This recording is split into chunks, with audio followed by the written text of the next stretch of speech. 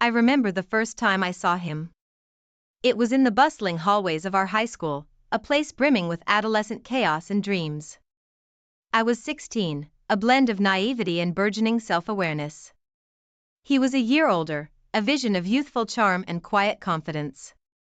Our eyes met across the crowd, and in that fleeting moment, a connection sparked, igniting a story that neither of us could have foreseen. Our love story didn't begin with grand gestures or dramatic confessions. It was woven from the small threads of shared glances, brief conversations, and a growing sense of familiarity. We were drawn to each other, subtly and inevitably.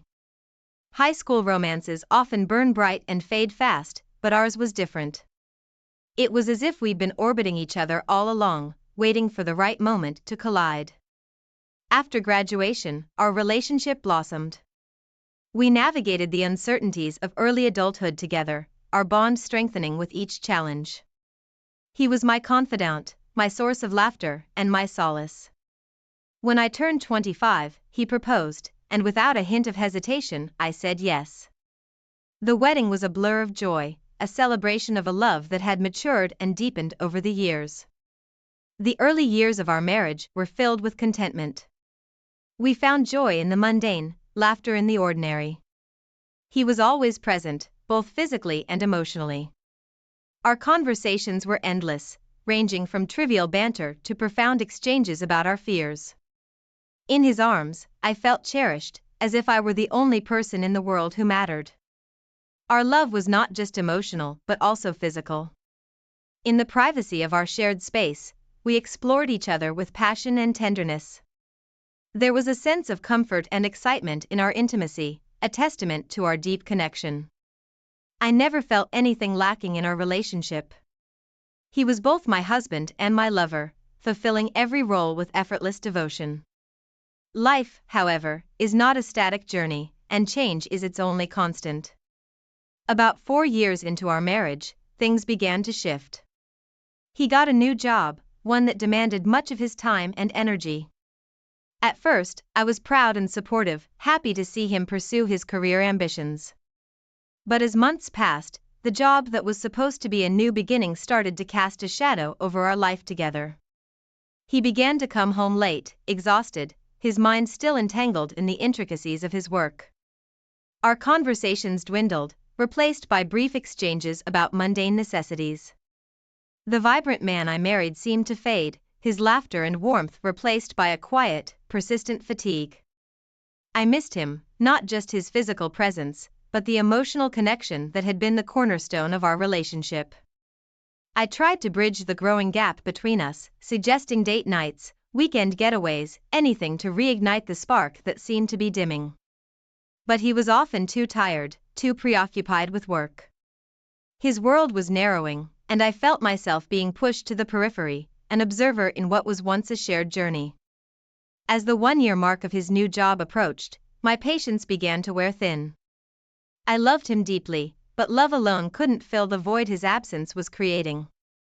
I longed for attention, for the physical and emotional connection that had once been so effortless between us. I felt like a trophy, won and then forgotten, left to gather dust on a shelf.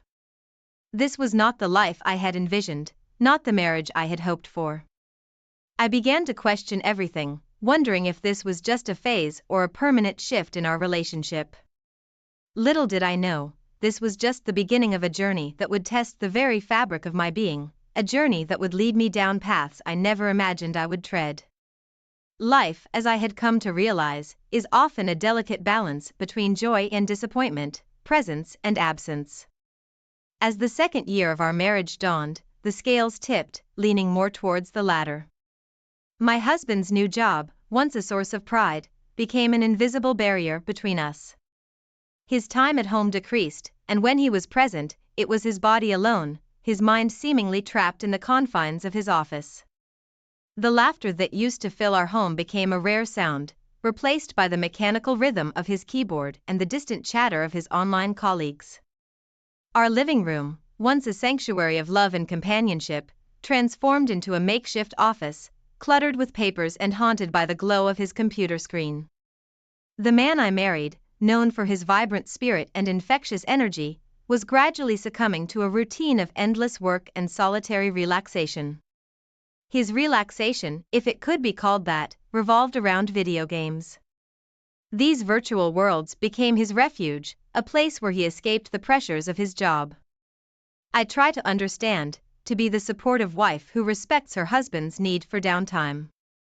But as days turned into weeks and months, his gaming sessions stretched longer, and our conversations grew shorter. The change in him was not just emotional but physical too. He no longer cared for his appearance as he once did.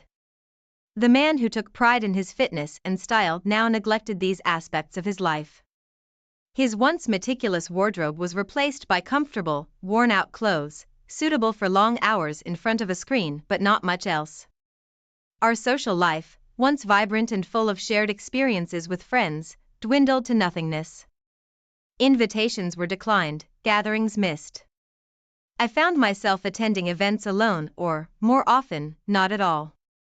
The shared experiences that had once brought us closer now seemed like distant memories, relics of a time when we were truly together. In bed, where we once found solace and connection, there was now a palpable distance. Our passionate encounters became infrequent, and when they did occur, they lacked the fervor and intimacy that once defined them. I missed being desired, missed the warmth of his touch and the assurance that I was more than just a fixture in his life. A year and a few months into this new normal, my frustration and loneliness reached a boiling point. I loved him, there was no doubt about that, but love was not enough to sustain a relationship that was slowly turning into a one-sided affair. I yearned for more, for the affection, the attention, the feeling of being wanted and cherished. It was during this period of introspection and longing that Christian entered my life. Christian, with his easy smile and confident demeanor, was a stark contrast to the man my husband had become. He arrived from another city, joining our company, and immediately caught my attention. Tall, charming, and undeniably attractive, he was like a breath of fresh air in the stale atmosphere of my life. I was assigned to be Christian's mentor, tasked with guiding him through the intricacies of our work.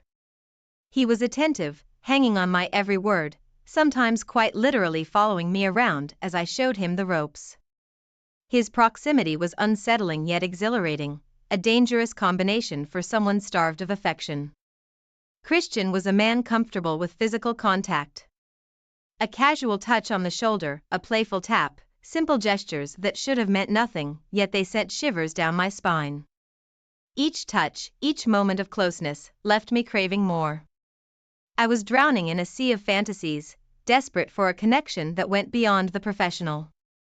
Our lunches together, initially a matter of convenience due to his unfamiliarity with the city, became something more. They were opportunities to share, to laugh, to forget the loneliness that clouded my life. And with each passing day, I found myself increasingly drawn to him, his presence filling the void left by my husband's absence. It wasn't long before I confided in Christian about my marital woes. He listened, a sympathetic ear in a sea of indifference. His hugs, meant to comfort, became a source of solace and confusion. The boundaries between mentor and mentee, between professional and personal, were blurring, and I was too lost in my own emotional turmoil to care. Then came the warning from a colleague, a well-meaning advice to tread carefully, to not let this new friendship jeopardize the life I had built with my husband. I brushed off her concerns with a forced smile, assuring her that there was nothing to worry about. Deep down, I knew I was lying to her and to myself. I was already too far gone, caught in the web of an emotional affair that I was neither willing nor able to resist. As the days slipped into weeks, my life began to revolve around two contrasting worlds. At home, there was a palpable void, an emotional and physical disconnect with my husband that seemed to widen with each passing day. At work, however, there was Christian. Christian, with his magnetic presence and effortless charm, who made my days bearable, who unknowingly became the anchor in the storm that my life had become. Christian was unlike anyone I had ever met. He had an air about him that was both intriguing and disarming. His tall, athletic frame and confident stride were just the surface of his appeal. It was his ability to listen, to really hear what I was saying, that drew me to him. In his presence, I felt seen and heard, something I had been missing desperately in my marriage. Our training sessions together were a mix of professional diligence and subtle flirtations. There was an undeniable chemistry between us, a mutual attraction that neither of us seemed capable of ignoring. The way he looked at me, not just as a mentor but as a woman, stirred something within me. It was a feeling I had thought long buried under the weight of marital complacency. Our lunchtime conversations became the highlight of my day. We would talk about everything and nothing, our chats filled with laughter and shared anecdotes. Christian had a way of making even the most mundane topics seem interesting. But more than that, he made me feel interesting, something I hadn't felt in a long time. With each passing day, my attraction to Christian grew. He became the person I looked forward to seeing, the one who occupied my thoughts even when we were apart. It was a dangerous game I was playing, teetering on the edge of an emotional affair, yet I couldn't seem to stop myself. I was starved for affection, for the thrill of being desired, and Christian provided that in abundance. It wasn't just his words or his looks that drew me in. It was his touch, casual yet charged with an unspoken tension. A hand on my shoulder, a gentle tap on my back, each contact left me longing for more. I knew it was wrong, that I was venturing into forbidden territory, but it felt too good, too right in a life that had become so wrong. As the days turned into weeks, our relationship evolved. We began sharing more personal details, our conversations dipping into our hopes, fears, and dreams. I found myself opening up to him in ways I hadn't with anyone in a long time. He, in turn, shared his own stories, painting a picture of his life that was both fascinating and relatable. It was during one of our lunch breaks that I finally confessed my marital troubles to him. Christian listened intently, his eyes reflecting a mix of concern and something else, something that looked a lot like desire. When he hugged me, ostensibly to offer comfort, it was a hug that lingered, filled with a tension that spoke volumes. In that moment, I realized just how deep I had fallen. Our relationship, innocent at first, was now teetering on the edge of something more. I knew I was playing with fire, that I was everything I had built with my husband. Yet, part of me didn't care. I was drowning in a sea of neglect and loneliness, and Christian was the lifeline I clung to, even if it meant plunging into deeper waters.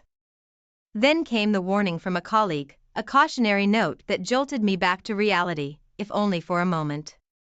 She advised me to be careful, to not let this new relationship destroy my marriage. I reassured her, and myself, that there was nothing to worry about. But deep down, I knew I was lying.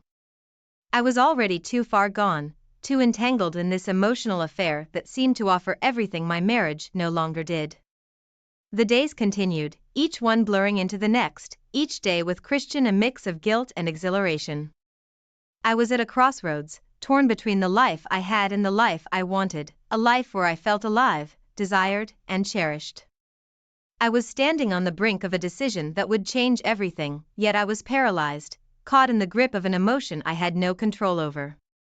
As the weeks slipped into months, my world continued to revolve in a dizzying dance of denial and desire. With Christian, I found an escape from the growing void in my marriage, a sanctuary where I felt valued and seen. Our interactions, once innocent and professional, had evolved into something deeper, something dangerously close to crossing a line I had never intended to approach. The more time I spent with Christian, the more I realized what I had been missing in my marriage. He filled the spaces of loneliness and neglect with laughter, understanding, and a growing sense of intimacy. It wasn't just the physical attraction, though that was undeniable, it was the emotional connection, the feeling of being understood and appreciated.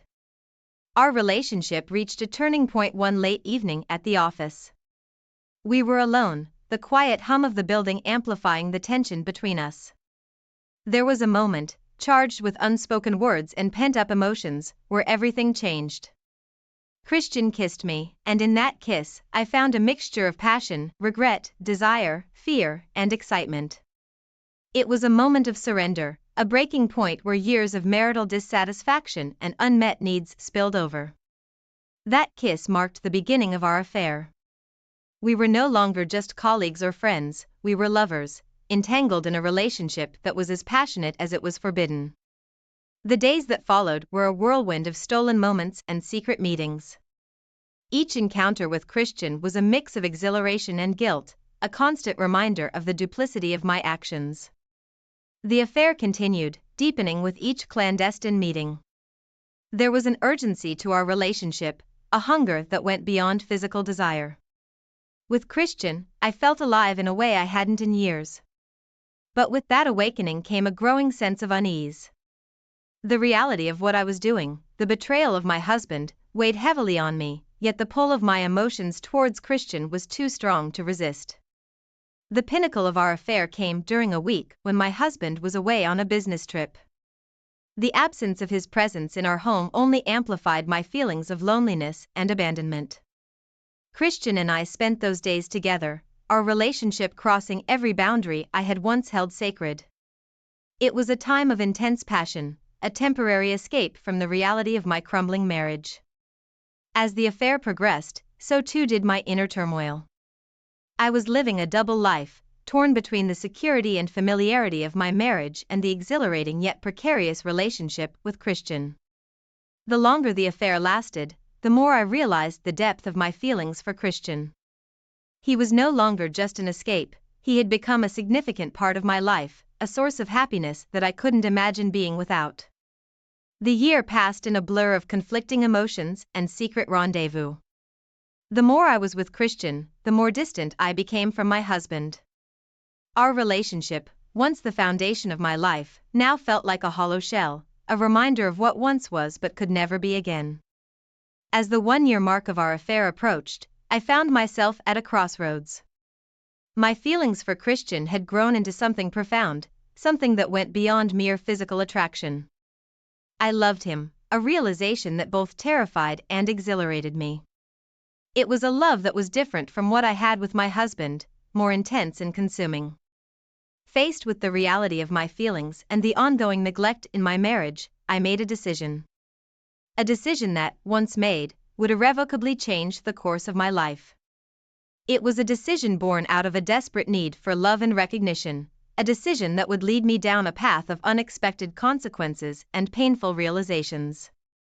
The decision had been made, a choice that echoed in the silence of my heart with a mix of dread and relief. After a year and a few months of a secret affair, of living a double life, I decided to leave my husband. It was a decision that came from a place of deep longing and despair, from a need to feel alive and desired, something my marriage had ceased to provide. I remember the day I left as if it were a scene from a movie, surreal and detached. I packed my belongings quietly, each item a memory, a fragment of a life I was leaving behind. My husband, so consumed by his work, hardly noticed the chaos of my departure. I moved out without dramatic confrontations, without tearful goodbyes. It was a silent exit, an unspoken end to a chapter that had defined much of my adult life. I rented an apartment, a small but cozy space that felt more like a refuge than a home. In that solitude, I had time to reflect, to ponder the enormity of what I had done. I had left a man who had been my partner for years, the person I had envisioned growing old with. Yet, in the quiet of my new apartment, I felt an overwhelming sense of liberation, of freedom from the shackles of a loveless marriage. The aftermath of my departure was a mixture of exhilaration and guilt. I was free to pursue my relationship with Christian openly, yet I couldn't shake off the feeling of having abandoned my husband. I heard through mutual friends that he had taken our separation hard. He fell into depression, the once ambitious and driven man I knew succumbing to a sadness that seemed to consume him. He eventually left his job, the job that had been the wedge between us, but it was too late. Our paths had diverged, and there was no going back. As I navigated this new chapter of my life, my relationship with Christian continued to grow. He was my solace, the person who made me feel whole again. But amidst the happiness he brought me, there was an undercurrent of fear, a nagging question of whether our relationship could withstand the light of day, now that the secrecy that once enveloped us was gone.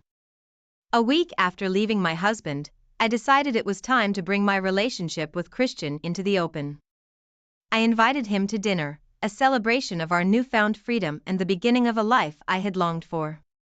I was excited, my heart full of hope and anticipation, ready to embark on a journey with the man I had come to love deeply.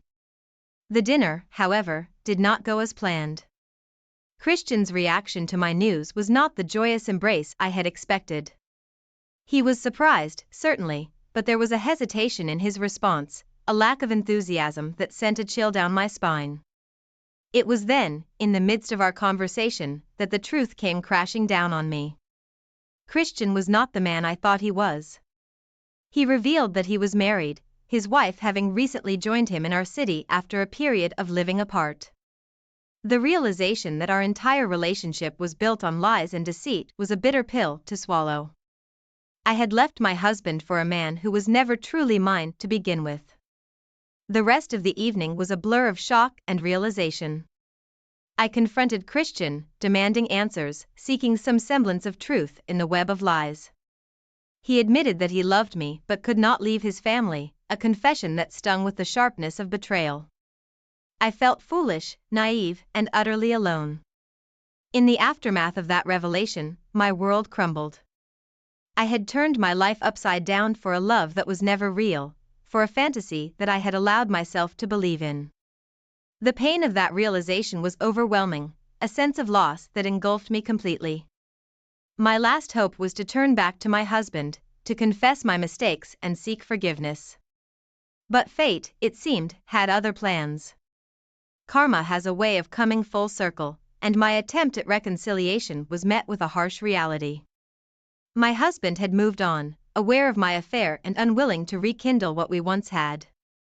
The final blow came during a planned meeting with my husband, a meeting I had hoped would be a new beginning. Instead, I was met with the sight of him with another woman, a clear message that our story was truly over. In that moment, I realized the full extent of what I had lost: my love, my marriage, our home, our friends.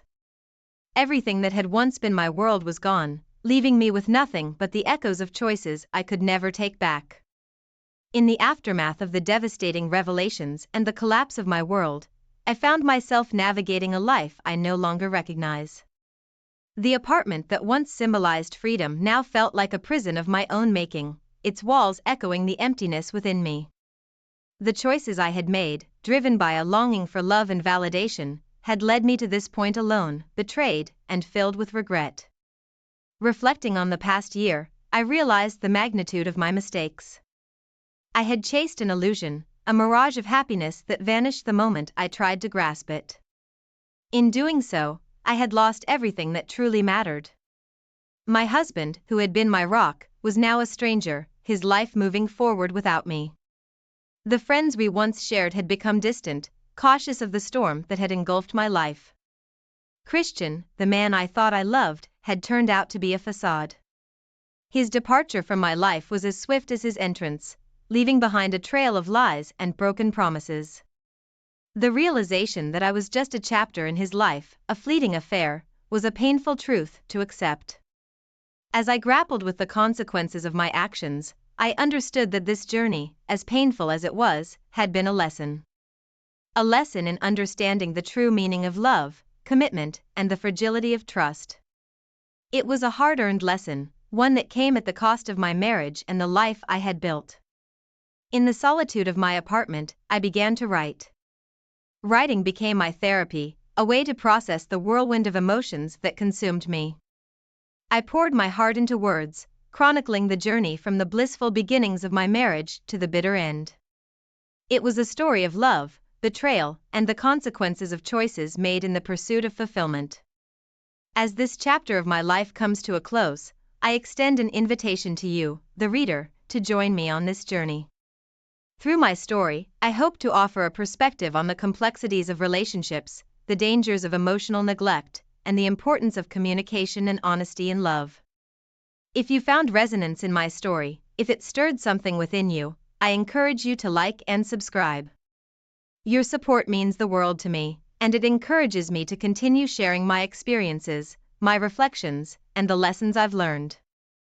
As I turn the page to a new chapter in my life, one of healing and self-discovery, I am reminded of the power of resilience. Life, with all its twists and turns, is a journey of growth. The pain and heartache, while overwhelming, are not the end of the story. They are, instead, a catalyst for change, an opportunity to rebuild and find a deeper understanding of oneself. Thank you for being a part of my journey, for walking with me through the pages of my life. Your support and engagement are not just appreciated, they are a source of strength and inspiration. As I close this chapter, I leave you with a message of hope. No matter how dark the night, the dawn always arrives, bringing with it the promise of new beginnings and the chance to write a new. You know, life's funny sometimes. You think you've got it all figured out, then bam! Everything turns upside down. That's how it was for me, anyway. I'm not proud of it, but here's the deal. For 3 whole years, I was cheating on my husband. And not with just anybody, mind you, but with his father. Sounds crazy, right? Well, it was. It all started so innocently, or at least, that's what I told myself. His father, let's call him John, was always around, you know? We'd chat over coffee, share a laugh here and there, nothing serious. But as time went on, those little chats became longer, and the laughs a bit more personal. I didn't see the line until I was already crossing it. The affair, if you can call it that, was like living in a parallel universe. We were sneaky, like teenagers. Secret texts, hushed phone calls. We thought we were being so clever, meeting up in places where no one would think to look for us. Sometimes it was a nose, in his father's house. The thrill of not getting caught was intoxicating. I know it sounds awful, but that's how it was. We had this whole routine down to a science. I'd make up some story about a girl's night out or a late meeting at work. My husband, bless his heart, never questioned it. He trusted me, and there I was, betraying him in the worst way possible. John and I, we were careful. We had to be. The stakes were too high. If anyone ever found out, it wouldn't just be a marriage that was ruined. It would be an entire family. But as careful as we were, there's always that nagging feeling in the back of your mind, you know? That fear of being caught. Every time my phone buzzed, my heart would jump, thinking it was all about to come crashing down. But it never did. We were lucky, or maybe just good at being bad. Looking back, I don't know what I was thinking. It was like I was in a fog, just going through the motions without considering the consequences. It's not like my marriage was terrible, either. It had its ups and downs, sure, but doesn't every relationship? I guess I was just lost. Lost in looking for something, anything, that felt exciting and new. So there you have it. The beginnings of my betrayal. A sordid affair with my father-in-law, full of secrets and lies. It's not a pretty story, but it's mine. And it's only the beginning. The things that happened next, well, they're even crazier. But that's a story for another time. So, where did I leave off? Ah, yes, the day I decided to turn my world upside down. The day I left my husband for his dad. Crazy, I know, but there I was, making a decision that would change everything. The morning started like any other, except my heart was racing 1,000,000 miles an hour. I had my mind made up. I was leaving. I remember shoving clothes into my suitcase, not even bothering to fold them. My mind was a tornado of thoughts, doubts, and a strange sense of urgency. As I zipped up my bag, there was this deafening silence in the house. It felt like the calm before a storm. My husband, let's call him Mark, was in the other room, clueless about the bombshell I was about to drop. I walked in, suitcase in hand, and there it was, the moment of truth. The look on Mark's face when I told him, I'll never forget it, confusion, hurt, disbelief, it was all there. He asked why, and I had my answers ready, but honestly, they sounded hollow even to me. I mentioned feeling trapped, needing a change, but I couldn't bring myself to tell him the whole truth. Not about his father. The air was thick with tension. Mark was trying to process it all, and I was there, feeling like the villain in my own story. He asked if there was someone else. I hesitated, then lied. Said no, it was easier that way. Or so I thought. Saying goodbye was bittersweet, part of me felt relieved, like I was finally breaking free. But another part felt like I was making the biggest mistake of my life. Mark didn't yell or beg. He just stood there, looking lost and defeated, and that made it even harder. As I walked out of the house we had built together, it felt surreal.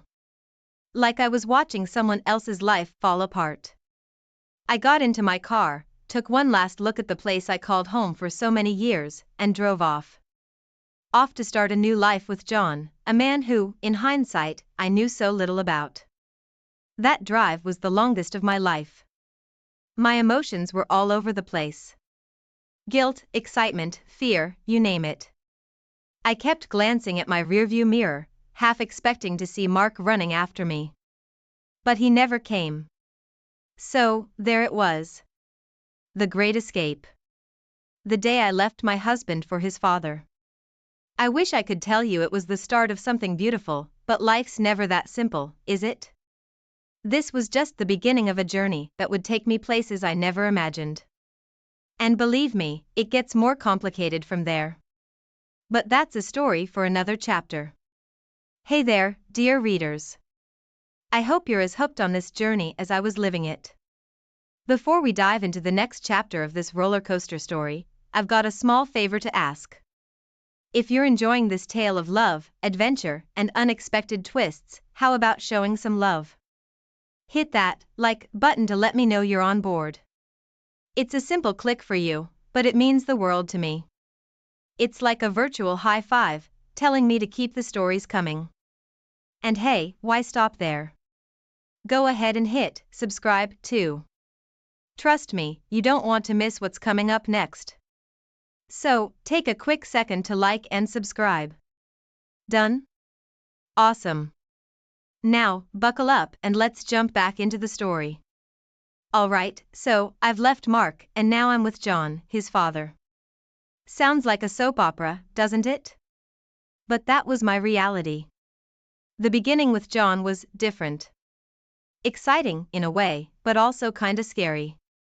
We were trying to build a new life, you know? Not easy, considering how we started. The first few days were like living in a bubble. It was just him and me against the world. We'd spend hours talking about how things would be different, better. We were planning a future, or at least, we thought we were. But let me tell you, the outside world wasn't ready to accept us. Friends, most of them bailed, can't blame them, really. Family, even worse.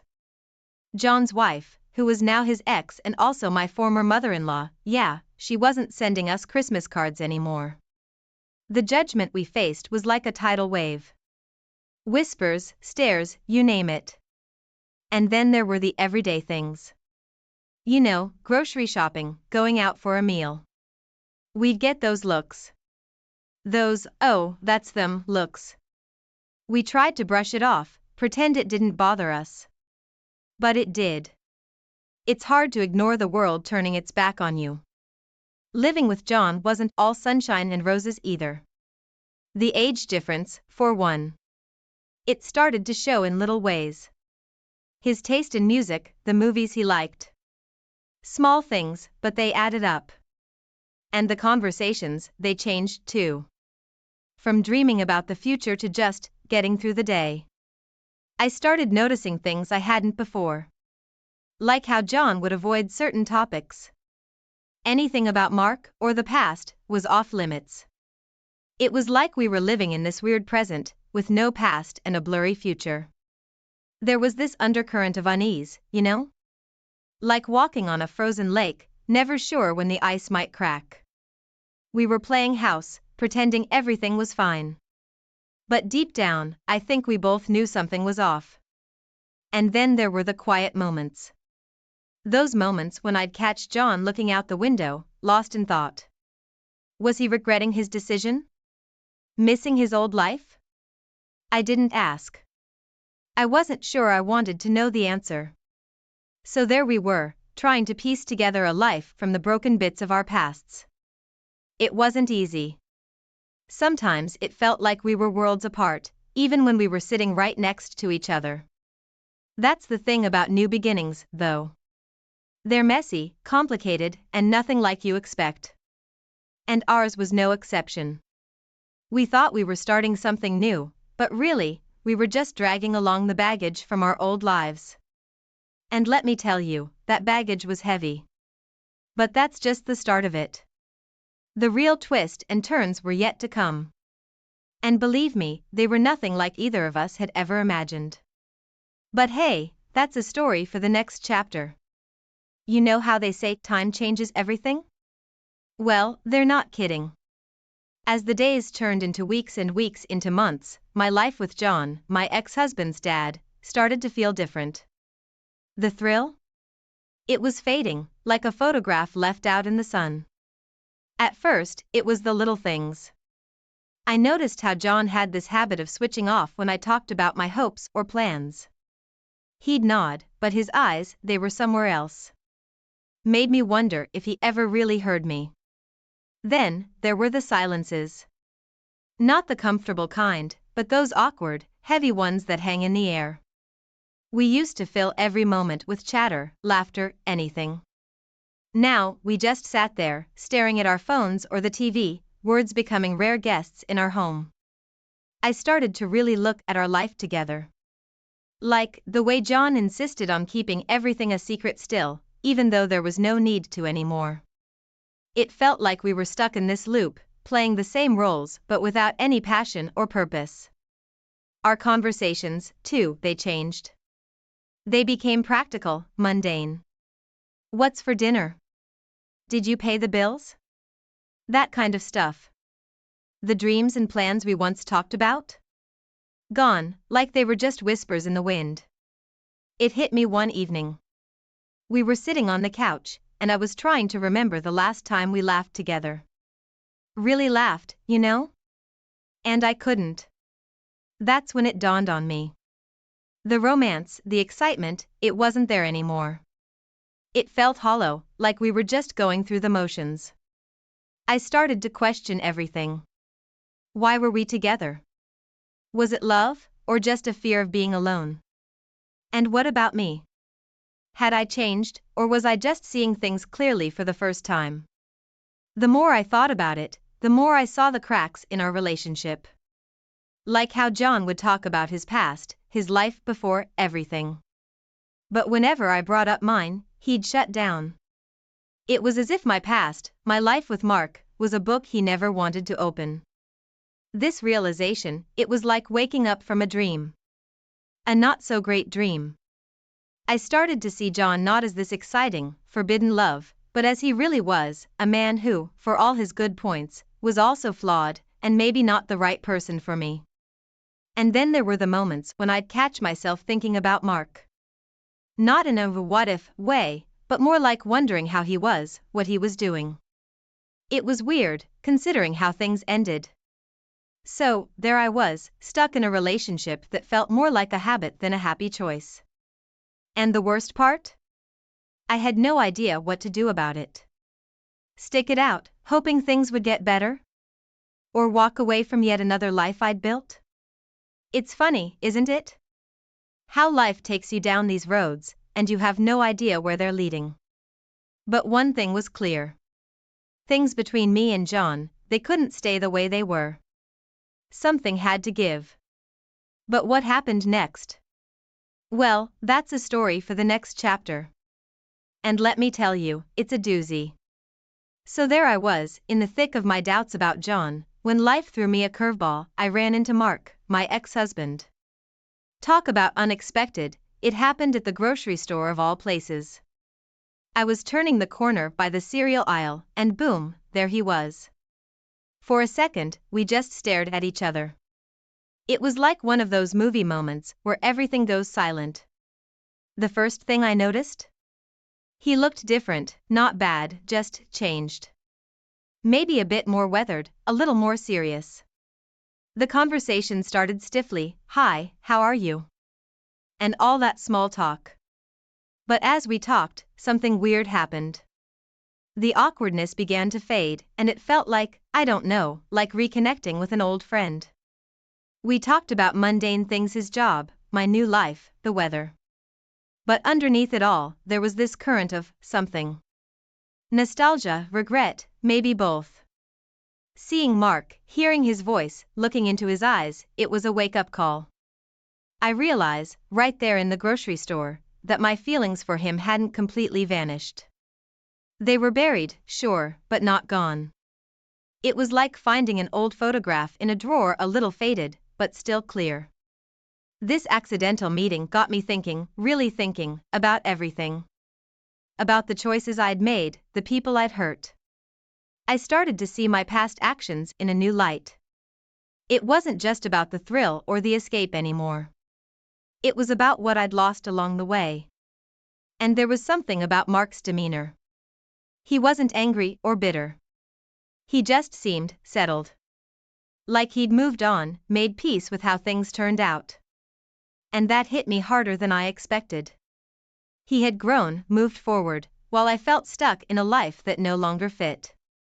The encounter stayed with me for days. I kept replaying our conversation, his expressions, the sound of his voice. It was like a song stuck in my head, but instead of a melody, it was a mix of emotions, regret, longing, and a surprising sprinkle of hope. I started to wonder about the what ifs. What if I'd never left Mark? What if I'd been honest from the start? It's funny how life works. You think you're on the right path, but then you take a wrong turn and end up lost. That meeting with Mark was a turning point. It didn't bring any easy answers, but it opened my eyes. I began to understand that sometimes, you need to face your past to move forward. And as for what I decided to do about John and my tangled feelings, well, that's a tale for the next chapter. Let's just say, things got even more complicated. After that grocery store run-in with Mark, my world was spinning. It was like someone had turned on a light, and I could finally see the mess I'd made. Here I was, living with John, but my heart? It was stuck somewhere between regret and longing. The days following were a blur of confusion. I was torn. Part of me wanted to reach out to Mark, to see if there was anything left to salvage. But then there was John, a constant reminder of the path I'd chosen. Trying to reconnect with Mark was like walking a tightrope. I didn't know if he even wanted to hear from me. After all, I'd turned his life upside down. But that pull, that what if, was too strong to ignore. So, I reached out. A text here, a call there. Nothing too heavy, just testing the waters. Every interaction with Mark was a mix of nostalgia and awkwardness. We'd talk about the good old days, tiptoeing around the elephant in the room, our broken marriage.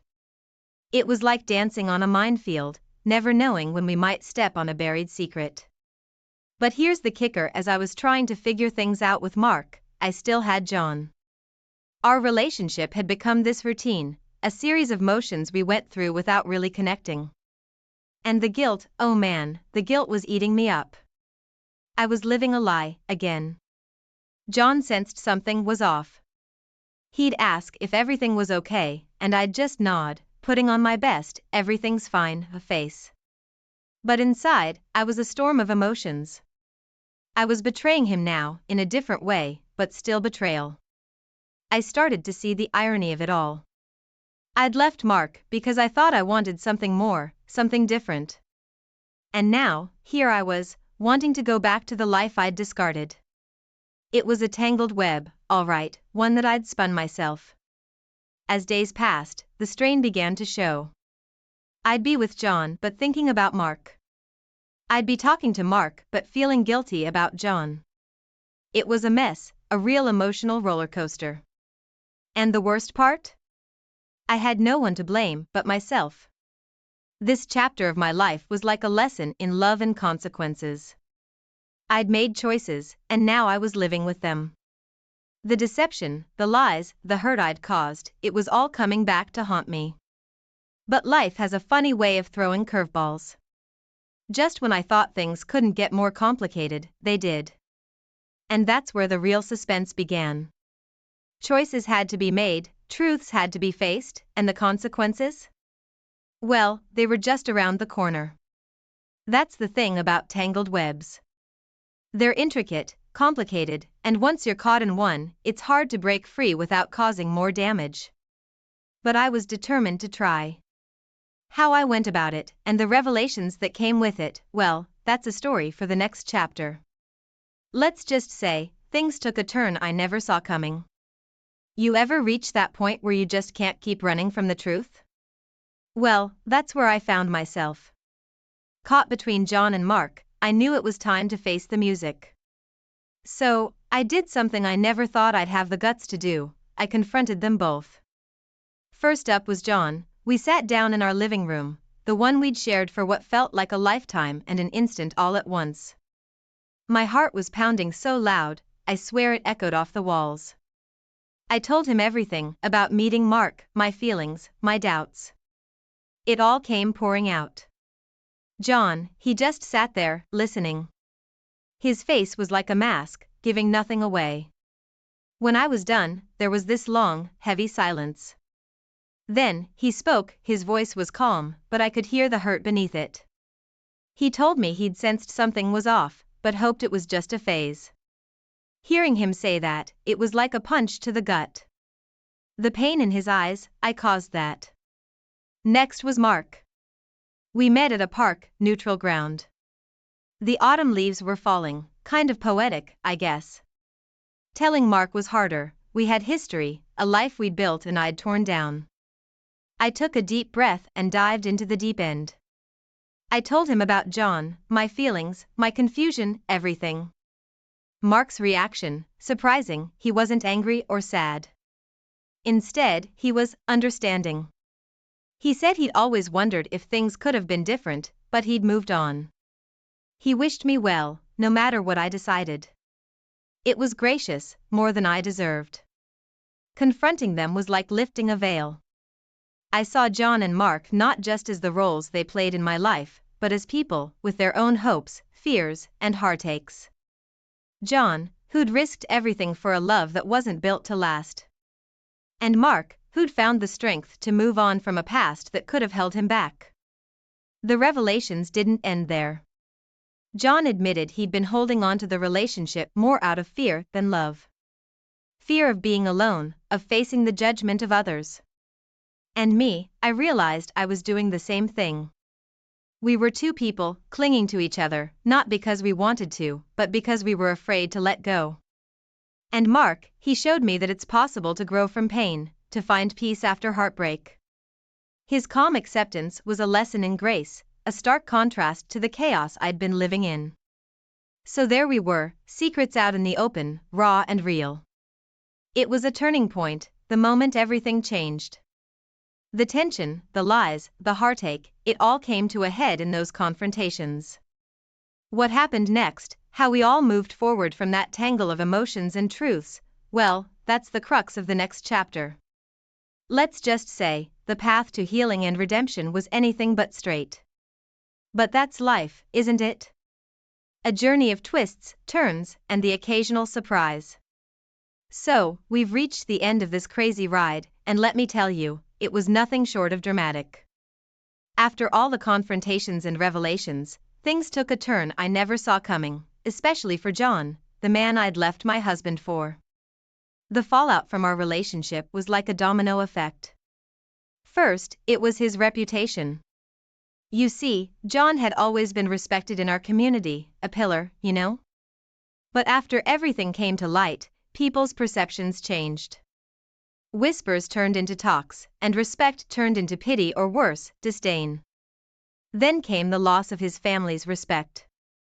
It hit him hard, his other children, they couldn't look at him the same way. He had broken the unspoken family trust, and that's not something you get back easily. Family gatherings turned awkward, filled with unspoken words and heavy glances. And as for us, well, our relationship crumbled like a house of cards in a storm. With everything out in the open, the bond we thought we had just evaporated. We were left staring at the truth, our relationship was never built on something real. It was an escape, a distraction from our own individual issues. John's downfall was a hard thing to watch. I saw a man who once held his head high, now walking with the weight of the world on his shoulders. His spark, that thing that made him, it just faded. It was like watching someone slowly fade away into a shadow of their former self. And me? I was lost in a sea of my own making. Guilt, regret, empathy, a cocktail of emotions.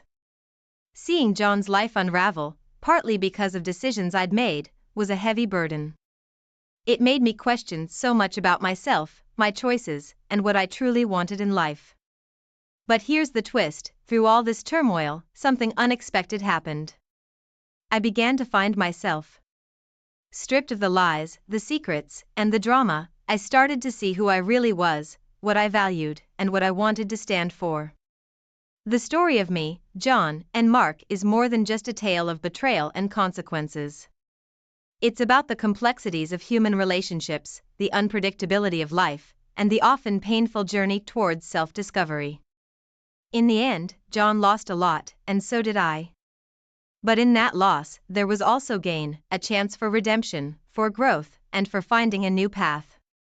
Life's unpredictable like that. Just when you think you've got it all figured out, it throws you a curveball, forcing you to face truths you'd rather avoid. So, what happened next? Well, that's another story, for another time. But let's just say, the journey of self-discovery, of making amends, and of finding a new way forward, it's a road less traveled, but worth every. The air buzzed with the energy of new connections and bright ideas at the conference, but none of it compared to the electric shock I felt when I met him. Let's call him Mr. Charming. From the moment our eyes locked, I knew I was playing with fire. And, oh, how I loved the warmth. We started talking over coffee breaks, and soon those chats spilled into late-night texts. I told myself it was just a harmless fling. A little adventure in my otherwise predictable life. I was careful, or so I thought, maintaining the facade of the devoted wife at home. But lies are like shadows, they follow you everywhere. My husband, who was always more perceptive than I gave him credit for, started noticing. The late nights at the office, my phone buzzing at odd hours. I could see the questions in his eyes, but I danced around them with excuses that sounded hollow even to my own ears. The affair, if I can still call it that, took on a life of its own. It was no longer just a diversion, it was a craving. The more I tried to conceal it, the more it consumed me. I was living a double life, and the thrill was intoxicating. Then came the day my husband found that text. It wasn't even anything explicit, just suggestive enough to shatter the illusion I had so carefully built. The look on his face, a mix of heartbreak and disbelief, is etched into my memory. I try to explain, to lie, to do anything to fix it, but some cracks are too deep to repair. In that moment, I realized the cost of my thrill. The price was the trust of the man who had stood by me through everything. I had gambled everything on a fleeting moment of excitement, and now the bill was due. The chapter of my life as I knew it was closing, and a new, uncertain one was beginning. The moment I walked through our front door that evening, I could feel the tension thick in the air, like a storm waiting to break. My husband was there, his face a mask of hurt and anger, the incriminating text message in his hand. Care to explain this? He asked, his voice dangerously calm. I panicked. Denial seemed my only refuge. It's nothing, I lied, trying to snatch the phone from him. But the lie was brittle, and it shattered under the weight of his gaze. The argument that followed was a blur of accusations and denials, a verbal tornado that left nothing but devastation in its wake. In the aftermath, I made a choice that would change everything. I decided to leave my husband for Mr. Charming. The decision felt like jumping off a cliff, exhilarating and terrifying in equal measure. I told myself it was for love, but deep down, I knew it was escape. Breaking the news to my friends and family was like watching dominoes fall, one by one. Their expressions shifted from shock to disbelief to disapproval. Many of them distanced themselves from me, their silence louder than any words of condemnation. Moving in with Mr. Charming should have been the start of a new chapter, but it felt more like stepping into a tangled web. The excitement of our secret meetings was replaced by the reality of everyday life together, and the guilt I felt towards my husband was a constant shadow, darkening even our happiest moments. And then came the harsh wake-up call of financial struggle. The divorce was messy, draining my resources and energy. Lawyers' fees piled up, and with each bill, my new life with Mr. Charming seemed less like a dream and more like a precarious house of cards, ready to collapse at any moment. It was a chapter of my life marked by bold decisions and harsh consequences, a whirlwind that swept away the life I knew and left me in uncharted territory, filled with uncertainty and regret. The rose-colored glasses started to come off, and what I saw made my heart sink. Mr. Charming wasn't the man I thought he was. The first red flag was his controlling behavior. He had opinions on everything: what I wore, who I talked to, where I went. It was suffocating. I'd left my husband for freedom, but here I was, feeling caged all over again. Meanwhile, the divorce proceedings were a slap in the face. My husband, once so loving and understanding, was now distant and cold, his lawyers slicing through my defenses like a hot knife through butter. The judge ruled in his favor, citing my infidelity. I was left with almost nothing, a bitter pill to swallow. The fallout didn't end there. Close friends who I thought would be by my side took my husband's side. The invites dried up, the phone calls stopped. I was a social pariah, the subject of hushed whispers and pointed fingers. The loneliness was crushing. But the hardest blow was my children. They looked at me with a mixture of confusion and hurt. I was no longer just mom. I was the woman who broke up their family. Our conversations were strained, filled with long silences and forced smiles. I missed them terribly, but they were drifting away, pulled by the tide of my own making. Then came the bombshell that shattered whatever illusion I had left. Mr. Charming was seeing someone else. The realization hit me like a ton of bricks. All the secrets, the lies, the sacrifices, for what? I was just another name on his list. Betrayal has a bitter taste, especially when you've betrayed others for it. It was a chapter of my life filled with harsh lessons. I learned that freedom comes with a price, that choices have consequences, and that sometimes, in seeking happiness, we lose what we hold most dear. I was left grappling with the rubble of my decisions, trying to find a way to rebuild from the wreckage. The confrontation with Mr. Charming was like a volcano erupting. Years of pent-up emotion, betrayal, and frustration boiled over. "How could you do this to me?" I shouted, my voice raw with anger and pain. The fight was loud and ugly, a stark contrast to the quiet, secret beginnings of our affair. He was defensive, unapologetic. In the end, he told me to leave. Just like that, the man I'd sacrificed everything for turned his back on me. Desperate for some semblance of the life I'd left behind, I reached out to my husband. I pleaded for forgiveness, for a second chance. But his response was a firm, resounding no. The pain in his voice was clear, but so was the resolve. I had broken something that couldn't be mended. With nowhere to go, I found myself drifting. Friends who might have taken me and were long gone, burned by the bridge I'd set aflame. I was alone, truly alone, scouring for any place to stay. The few options available were a far cry from the comfort of the life I once knew. Financial hardship was a noose around my neck, tightening with every passing day. To make matters worse, whispers of my affair had slithered their way into my workplace. Colleagues looked at me differently, their eyes a mix of pity and judgment. I felt exposed, like my personal failures were on display for all to see.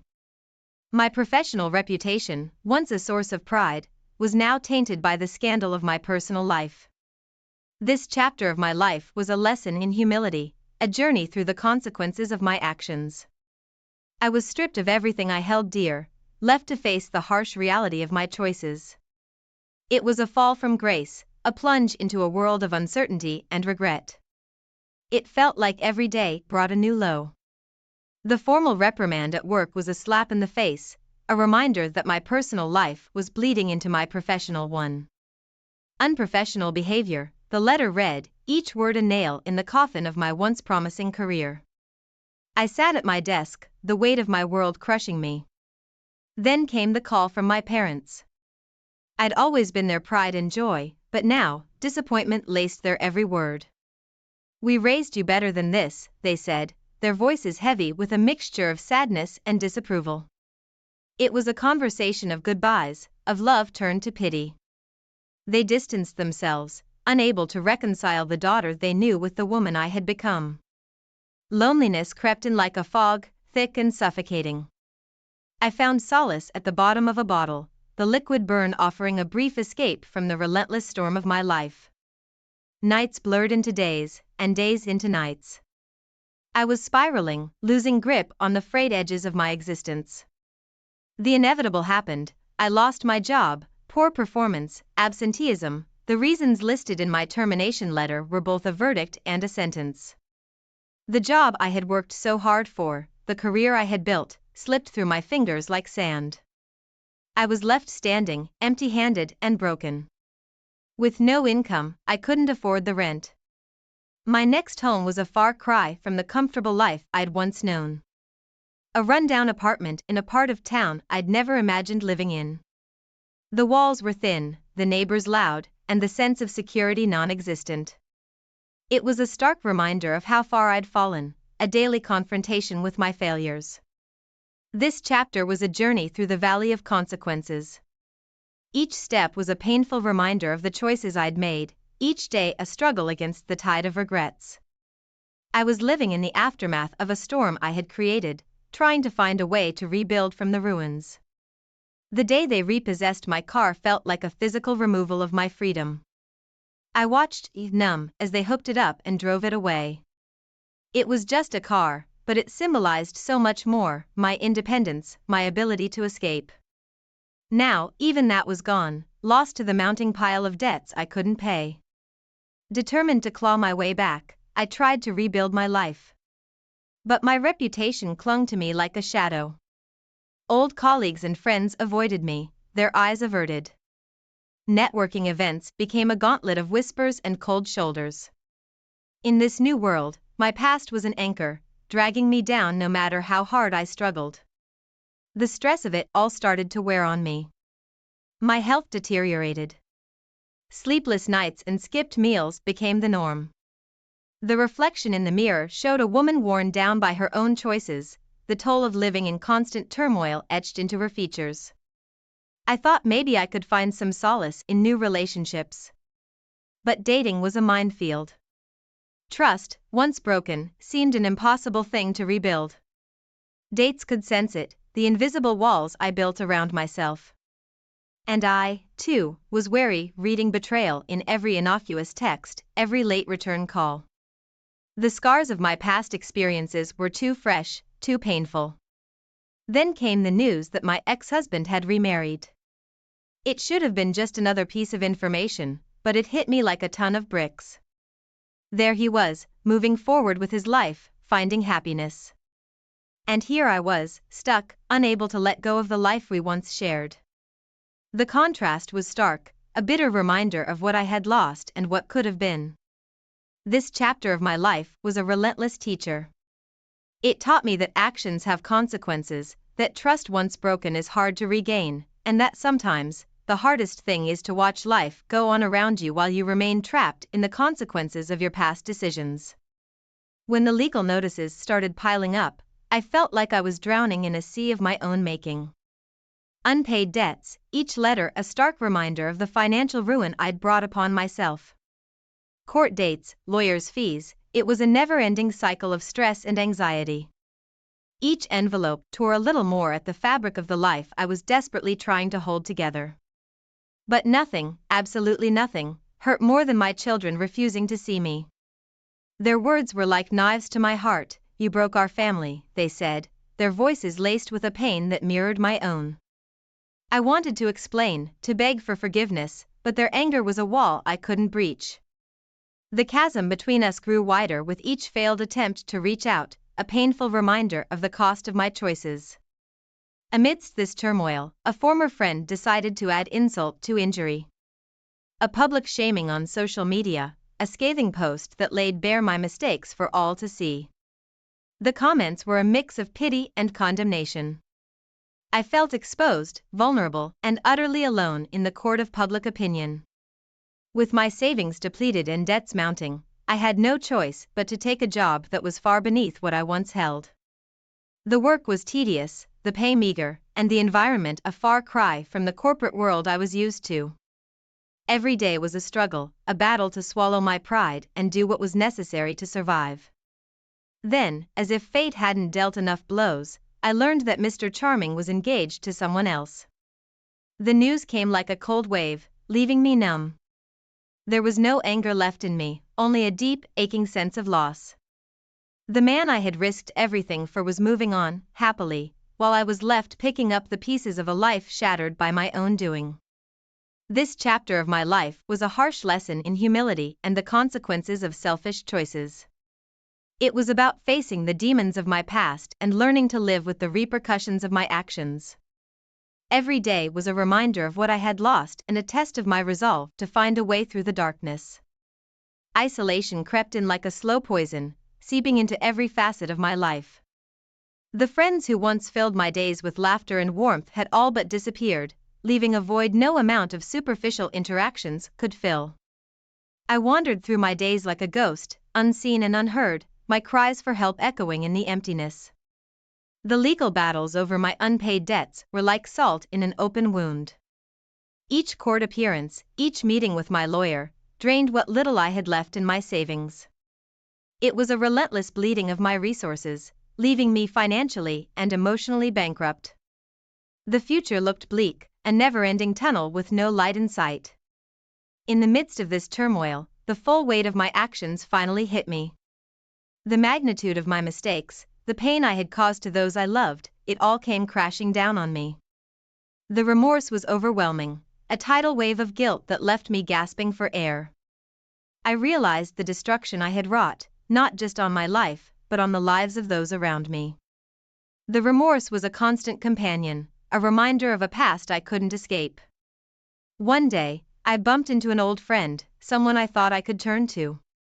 But the coldness in her eyes was a clear message. She turned away, her refusal to help a silent condemnation of the choices I had made. It was a bitter pill to swallow, the realization that I was truly alone. Then came the health scare.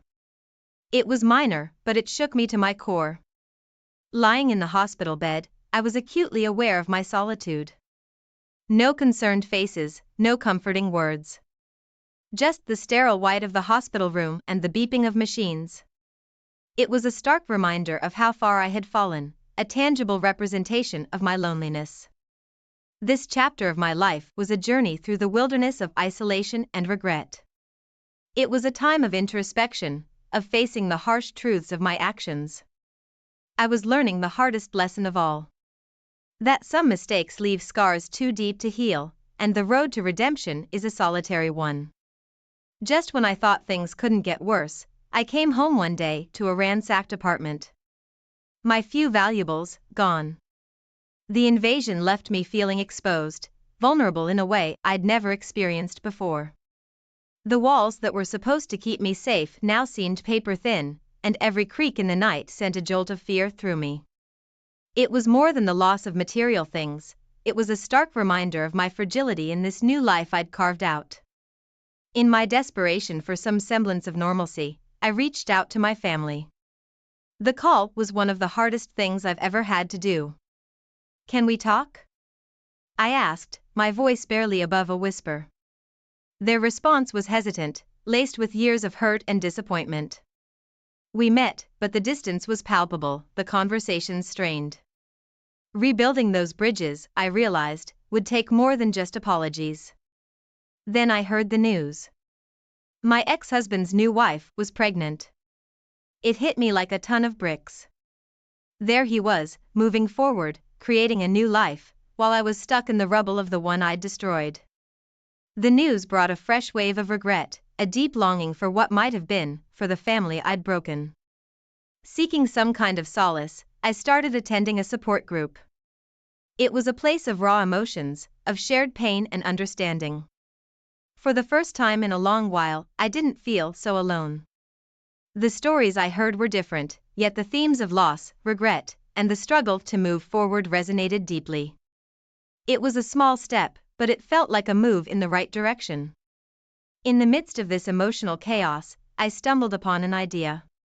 A small business venture, nothing fancy, but it was mine. It started as a distraction, a way to fill the long, lonely hours. But as I poured my energy into it, it began to grow, slowly, steadily. It was a glimmer of hope, a tiny spark in the darkness. For the first time in a long time, I felt a sense of purpose, a hint that maybe, just maybe, there was a light at the end of this long, dark tunnel. This chapter of my life was a mix of pain and hope. It was about facing the consequences of my actions, dealing with the fallout, and taking the first tentative steps towards redemption. It was a reminder that even in the deepest despair, there are moments of light, however faint. Just as I thought I was turning a corner, my little business hit a rough patch. Sales dwindled, and each setback felt like a personal failure. It was like my life story. Every time I tried to stand up, something would knock me back down. The struggle with the business was a mirror to my own struggles, a reflection of the turmoil that still churned within me. In search of some kind of redemption, I started volunteering at a local shelter. It was humbling work, miles away from the corporate world I once thrived in. Yet, in the faces of those I helped, I found a sense of purpose. It was a small step towards making amends, a way to give back even as I grappled with my own demons. Out of the blue, a lifeline came from an unexpected source. A former colleague reached out with a freelance job. It wasn't much, but it was a start. It felt good to be back in my element, to feel valued for my skills again. The work was a reminder of who I was before everything fell apart, a glimpse of the professional woman I used to be. Slowly, painstakingly, I began to rebuild my life. It was a process filled with setbacks and small victories, each day a battle against the ghosts of my past. The journey was long and often lonely, but with each step, I grew stronger, more resilient. The past still haunted me, but it no longer defined me. As I sit here alone, reflecting on the journey, I realize how much I've lost and how much I've learned. The hard lesson of fidelity and consequences is etched deep in my soul. I understand now the value of trust, the importance of honesty, and the irreplaceable nature of family and true friends. My choices led me down this path, but they have also shown me the way forward. This chapter of my life closes with me alone, but wiser. It's a story of loss, but also of growth. A tale of a woman who fell from grace, only to slowly find her way back through the thorny path of redemption. It's not a happy ending, but it's an ending filled with hope and a newfound understanding of what truly